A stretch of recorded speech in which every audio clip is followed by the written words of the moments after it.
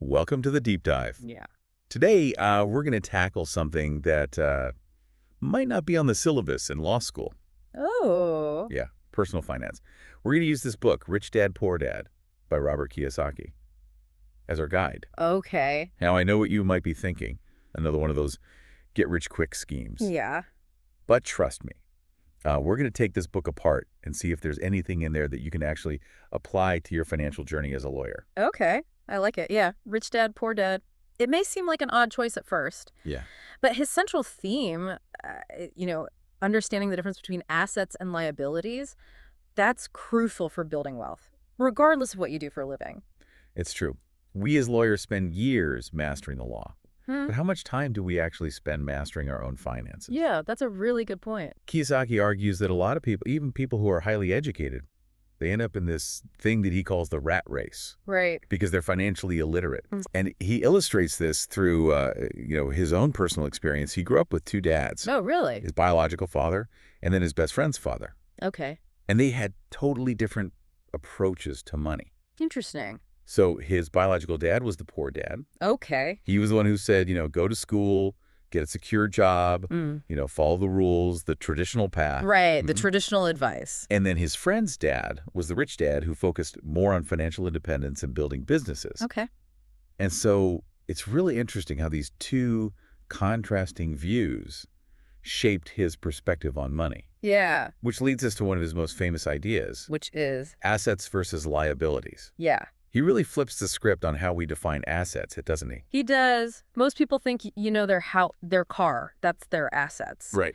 But if it's taking money out of your pocket every month, he says that's actually a liability. Totally. It's like this complete mind shift. Yeah. Especially as lawyers, we tend to think of our homes as, status symbol, a sign of success. So to think of it as potentially holding us back financially it's wild. Yeah, it's a different way of looking at things. So a true asset, according to Kiyosaki, is something that puts money in your pocket every month, Right. like rental income or dividends from stocks. Exactly. He has this really simple diagram in the book where an asset feeds your income column Huh. and a liability drains it. Okay. I thought that was really helpful. So let's take this and apply it to being a lawyer. Yeah. Say a lawyer goes out and they buy a fancy car to impress clients. Mm. Would Kiyosaki say that's a smart financial move?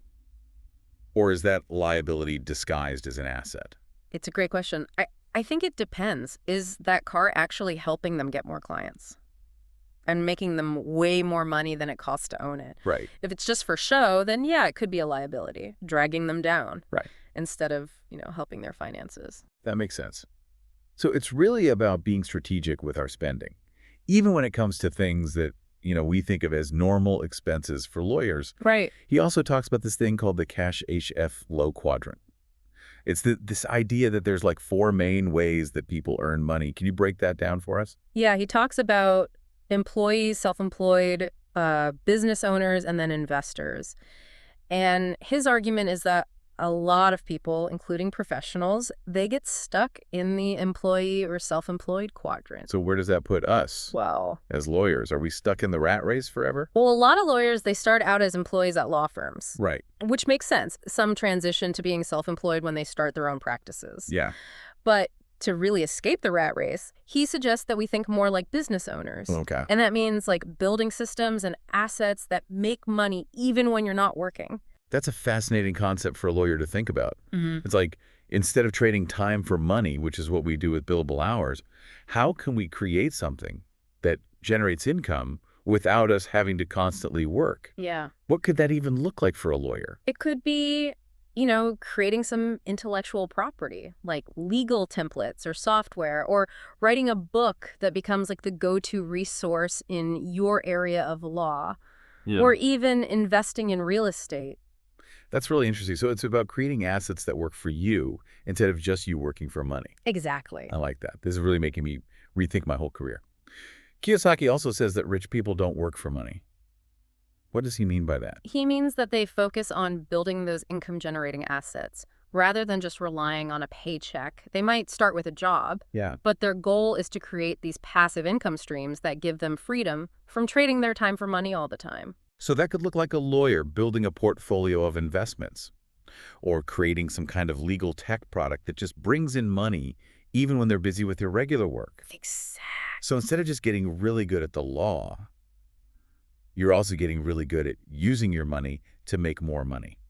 Right. And he talks about how a lot of people, they're afraid of risk. Especially with their money, yeah. Exactly. But he says too much fear can actually be really paralyzing. Yeah. And it can cause you to miss opportunities. Right. And it can trap you in this cycle of, just working for money without building any real wealth. I see what you mean. As lawyers, we are kind of trained to be risk averse. Yeah. So maybe that makes us a little too cautious when it comes to building our financial futures. It's possible. He also talks a lot about continuous learning, especially when it comes to finances. What are your thoughts on that? Absolutely. He says, the traditional education system, it doesn't really teach us about money. So even though, we spent all this time getting good at the law, we might still be totally clueless about how to manage our own money. It's true. So he says we should always be learning about personal finance, investing, business, all that stuff. Right. So it's like we're lawyers, but we also need to become financial experts. Exactly. So far, we've covered some pretty interesting ideas from Rich Dad, Poor Dad, and how they relate to being a lawyer. Yeah. I'm excited to keep going. Do you want to dive into some more specifics, like strategies and examples? Yeah, let's do it. All right. I think in the next part of our deep dive, we can look at how lawyers can use their skills to actually build their asset column, overcome their fear, and really escape that rat race. I like it. Until then, keep thinking about how these ideas could apply to your own finances. We'll be back soon with more Rich Dad, Poor Dad insights to help you build a brighter financial future. Sounds good. Welcome back to our deep dive into Rich Dad, Poor Dad. Last time we talked about assets versus liabilities and how just because you make a lot of money doesn't mean you're actually wealthy. Right. It's great to talk about these ideas in theory, but how do we actually put them into practice? Where do we even start? Right. Kiyosaki talks about building a strong asset column. Yeah. What are some specific examples that might work for a lawyer? Yeah. Given our skills and all. Well, he loves real estate. That's like his go-to. Yeah. But there's other things too. For lawyers, think about intellectual property. You could create legal templates or even software that other lawyers pay to use. Interesting. Or how about writing a book? Yeah. On a specific area of law that you're an expert in. Right. Like turn your knowledge into a product. Exactly. And that becomes a passive income stream. That's a great point. So it's about finding ways to make money that don't require us to, bill by the hour. Exactly. Kiyosaki also talks about overcoming fear when it comes to investing, which I think is something a lot of lawyers struggle with because we're so used to being risk averse. He says too much fear can cause you to miss out on big opportunities. And he tells this great story about Colonel Sanders. Oh, yeah, I remember that. You know how he was rejected over 1,000 times before he finally got his chicken recipe to take off? Pretty inspiring. It is. It's about taking calculated risks. Right. Not just being reckless. Exactly. I feel like having a mentor would be really helpful for figuring out which risks are worth taking. Absolutely. And Kiyosaki talks a lot about the importance of mentors. He says, find someone who's already achieved what you want. Okay. Even if they're not a lawyer. So for a lawyer, that could be, a successful entrepreneur or a real estate investor or maybe even a financial advisor. Yeah. Someone who understands the unique challenges that lawyers face. Okay. Finding a mentor that's going on my to-do list. A good idea. But even with a mentor, it's still kind of overwhelming to think about where to even begin.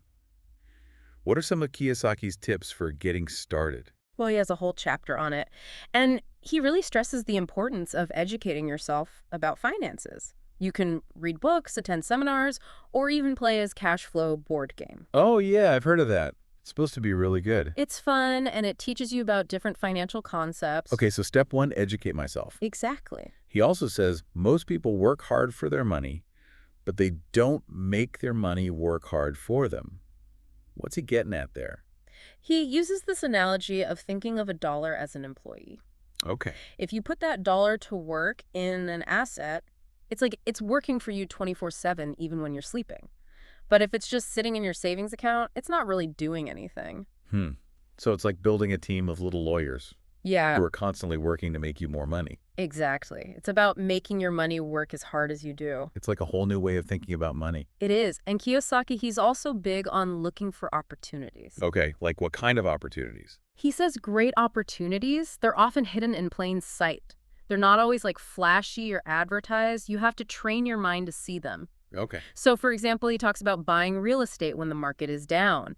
When everyone else is panicking, he calls it buying when there's blood in the streets. It sounds kind of scary. Yeah, but that's often when you get the best deals. So it's like you have to be brave and go against the crowd. It's kind of like being a lawyer. Oh, how so? We have to spot those loopholes and those creative solutions that no one else sees.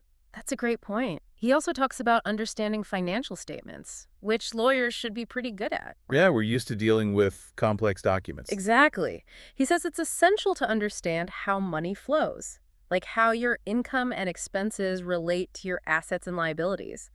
He uses these really simple diagrams to explain it. So it's like we need to be financially literate, not just legally literate. Right. And he even criticizes how accounting is done traditionally because it lets people count liabilities as assets.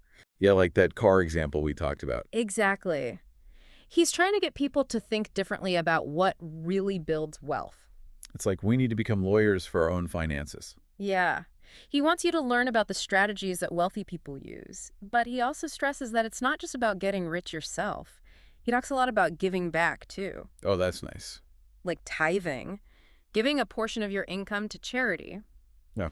He believes that being generous attracts more abundance. So it's about finding that balance, building wealth, but also using it to make a positive impact. Exactly. He also talks about finding work that you're passionate about. That's important. Yeah. He says don't just chase the highest paycheck. Find work that aligns with your values and your interests.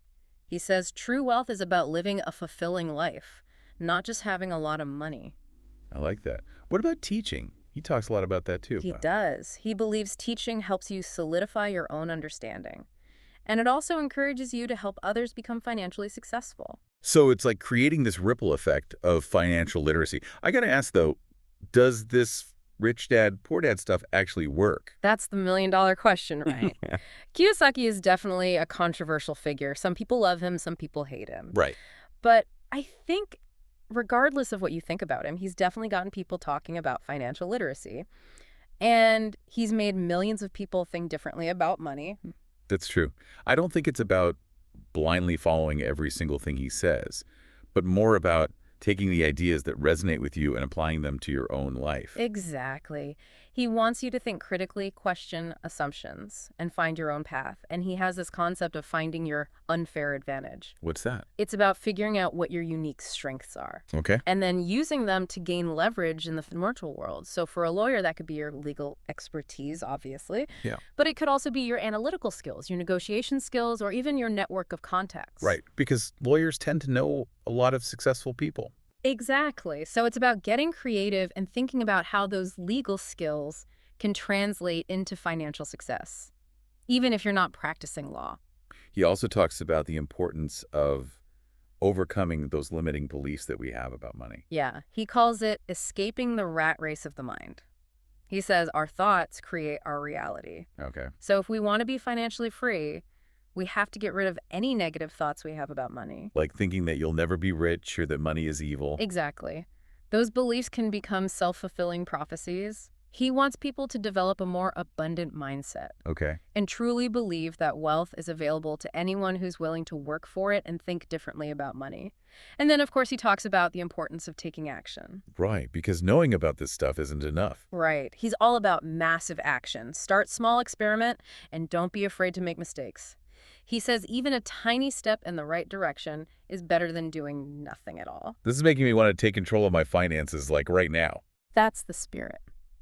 We've talked about a lot of general concepts, but in the next part of our deep dive, I think we should get into some of his specific strategies for things like investing in real estate and the stock market and even starting your own business. That sounds great.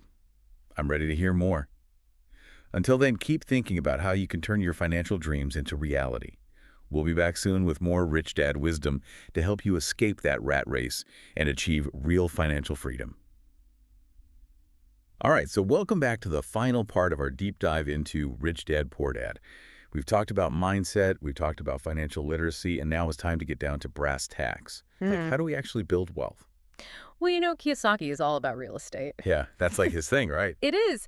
He sees it as this powerful engine for generating cash flow and building long-term wealth. He's big on, finding properties that are undervalued, negotiating a good deal, and then managing them well to maximize your He profits. talks a lot about buying foreclosures, which seems kind of risky, especially if you're just starting out.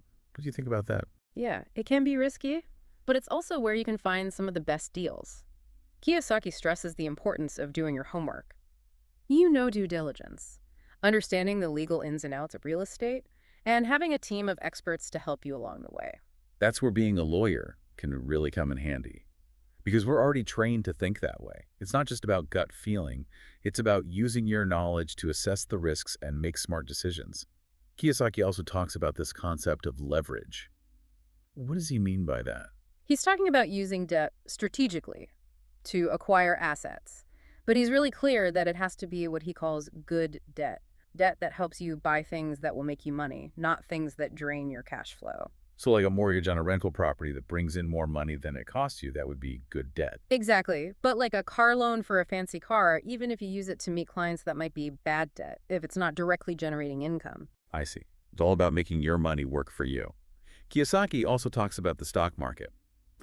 But he doesn't seem as enthusiastic about it as he is about real estate. Why is that? Yeah, he sees the stock market as being potentially riskier, but also potentially more rewarding. He says it's crucial to understand financial statements, do your research on companies, and be willing to take calculated risks. He mentions investing in companies before they go public, which sounds kind of like something only super rich people do. Is that realistic for the average person? It can be. He says there are ways for regular investors to get involved in private placements, if you know where to look and you have a good network of advisors. So again, it's about who you know and having those experts in your corner, just like in the legal world. Kiyosaki also encourages people to start their own businesses, which can seem pretty daunting, especially for lawyers who are used to working in these structured environments.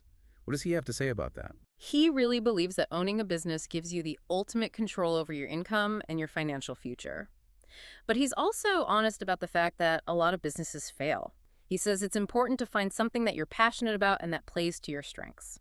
So what's his advice for people who are interested in entrepreneurship, but they're kind of scared to take the leap? He says start small, learn as you go, and don't be afraid to fail.